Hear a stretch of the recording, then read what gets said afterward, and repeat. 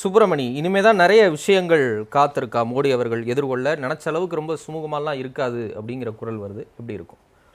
இல்ல, ஒரு மினியேச்சர் கூட்டணி ஆட்சி வந்து மகாராஷ்டிரா நடந்துட்டு இருக்குது இல்லைங்க.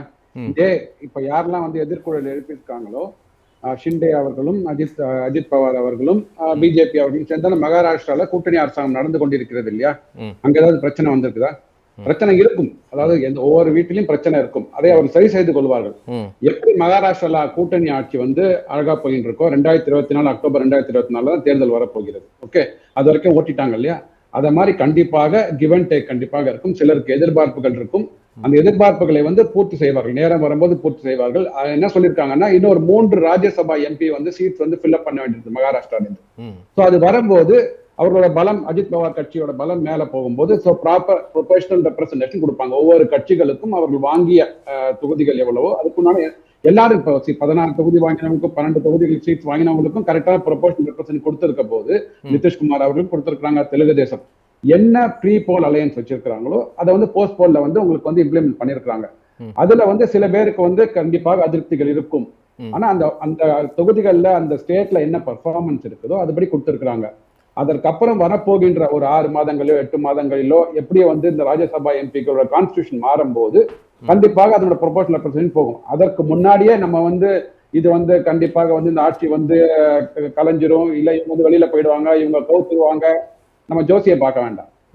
அது நடக்கும்போது பாத்துக்கலாம். நடக்கும்போது அவர்கள் அதாவது ஒரு ஆட்சியை ஒருத்தருக்கு அமைச்சிருக்கிறாங்க அப்படின்னா நம்மளை விட அவங்களுக்கு கவலை ஜாஸ்தியா இருக்கும் இல்லைங்களா.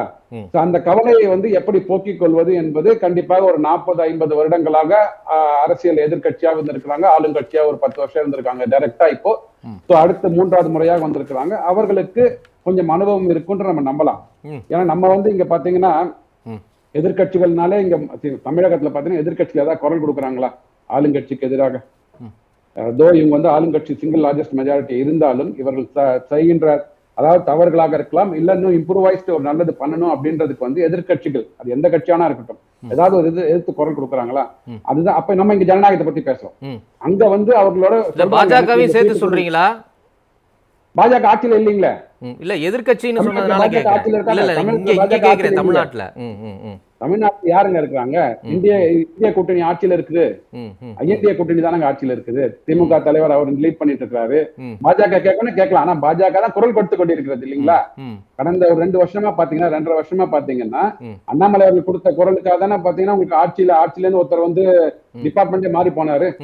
அந்த குரலுக்கு போதுமான வாக்கு கிடைக்கலையே, வெற்றியும் கிடைக்கல தமிழ்நாட்டிலையும் அப்படின்னு நீங்க நினைச்சிட்டு இருக்கீங்க. சொல்றேன் நான் என்ன, நானா தனியாவா கற்பனை பண்ணிக்கிறேன்? நீங்க ஜெயிச்சீங்கன்னு சொல்ல போறேன். தமிழ்நாட்டுல தாமரை மலர்ந்திருக்கிறதுன்னு நான் விவாதம் பண்ண போறேன், அவ்வளவுதானே. இதுல என்ன இருக்கு? தமிழரசன், நான் சொல்றேன், நம்ம 2 பேரும் ஒரு நேர்காணல்ல பேசினோம். அந்த நேர்காணல்ல நான் சொன்னேன் அண்ணாமலை அவர்கள் 50 லட்சம் வாக்குகள் கொண்டு வருவார் அப்படின்னு சொன்னா. அன்னைக்கு நான் பேசும்போது 2019 பிஜேபிக்கு 15 லட்சம் வாக்குகள் இருந்தது. 3 மடங்கு உயர்ந்து காட்டிருக்காங்க. அது சாதனை இல்லையா? சீட்டா கன்வெர்ட் ஆகல, அப்சல்யூட். அதுல வந்து மாற்று கருத்தை இல்லை. ஆனா நீங்க வந்து ஒரு கட்சி வந்து சின்ன கட்சியாக இருந்து, அதாவது பாத்தீங்கன்னா 1984 2 சீட் இருந்ததுங்க. அப்போ காங்கிரஸ் அரசாங்கம் அங்க இருக்கும்போது 414 சீட் வாங்கினாங்க. அந்த 2 சீட் இருந்த கட்சி 400 வந்து நான் டார்கெட்டா வைக்கிறேன்னு சொன்னாங்க. நீங்க உடனே என்ன சொன்னீங்க? 400 டார்கெட் வச்சுட்டீங்க, 240 வாங்கி தோத்து போயிட்டீங்க அப்படின்றீங்க. நான் என்ன சொல்றேன் சார், நீங்க 414 உங்க கையில இருந்தது, பாக்கெட்ல இருந்தது. நீங்க தவற விட்டு 44 குறைஞ்சி 52 ஆகி 99 வந்திருக்கிறீங்க. அது மத்தியில. இங்க பார்க்கும்போது தமிழகத்துல பாத்தீங்கன்னா 15 லட்சம் வாக்குல இருந்து 15 வாக்காளர்கள் இருந்து 50 லட்சமா வந்திருக்குது அவங்களுக்கு ஓட்டு. அது மிகப்பெரிய சாதனை இல்லையா? அவங்களுக்கு அது சாதனையா இருக்கு. அதாவது பாஜக சொல்லும் போது வாக்குகள் அதிகரிச்சத சொல்றீங்க, காங்கிரஸுக்கு சொல்லும் போது சீட்டு கணக்கு சொல்றீங்க. அவங்களும் 52ல இருந்து 99 ஏறி இருக்கிறாங்கல்ல லாஸ்ட் டைம்ல இருந்து. நீங்க பாருங்க, மாற்று கருத்து இல்லை. ஆனா அதாவது நீங்க வந்து நான் சொல்றேன்னா, இப்ப பாஜக வந்து தமிழகத்துல இப்பதான் வளர்ந்து வருகின்ற கட்சி, எல்லாருக்கும் தெரிஞ்சது. நீங்க வந்து ஒரு 60 வருடங்களா அங்கதானே இருக்கிறீங்க, நீங்க மத்தியில ஆட்சி புரிஞ்சுட்டு இருக்கிறீங்க. அதனால நீங்க எங்கேருந்து கீழே வந்திருக்கீங்கன்றத பாக்கணும்னு சொல்றேன்.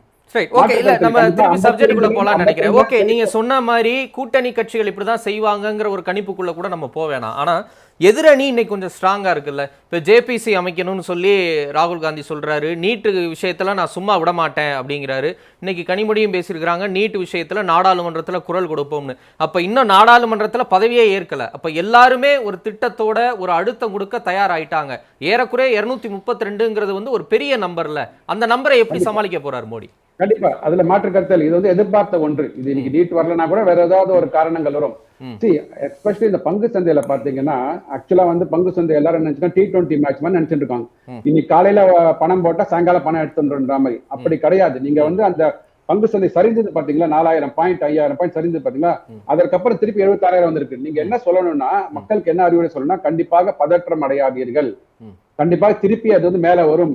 இந்த 2004ல 15% கீழே வந்ததுங்களா, அது அப்படி இல்ல. அன்னைக்கு பிளாக் ஃப்ரைடேன்னு சொன்னாங்க.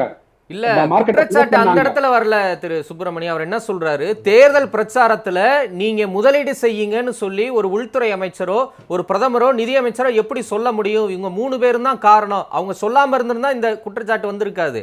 அவங்க தெளிவா சொல்லி அதன் மூலமா முதலீடு வந்திருக்கு, அப்ப பெரிய முறைகேடு நடந்திருக்குன்னு அந்த இடத்துல அவர் சார்ஜ் பண்றாரு. நான் அப்படி கேட்கிறேன்.